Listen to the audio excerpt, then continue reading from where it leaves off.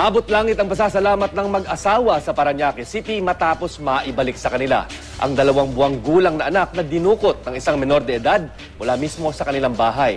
Kwento ng dalagitang sospek, isang lalaki raw na nakilala niya ang nag-utos sa kanyang kumuha ng bata kapalit ng pera. May news to go, si JP Soriano. Yakap-yakap na mahigpit ang inang ito ang kanyang 2 buwang gulang na sanggol na nabawi ng pulisya mula sa 15 taong gulang na babaeng dumukot dito. Masayang-masaya po. Kasi po nakita ko na po siya. Sobrang saya ko po.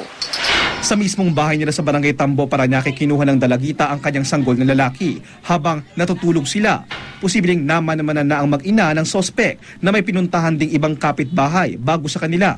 Sinusundan niya po siguro ako kung saan po kami nakatira kasi imposible po na aakit po siya ng second floor para kunin niya lang po ito ng gabi na.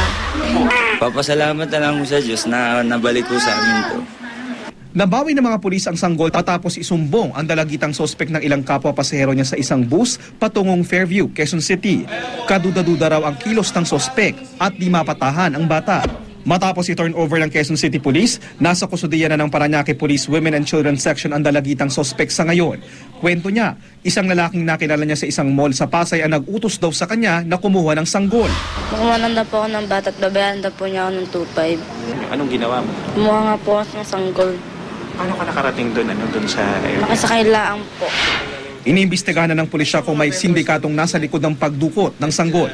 Pinag-aaralan na rin ang pagsasampa ng reklamo laban sa sospek. Yung violation ng Republic Act 7610 pero yung sa trafficking of children.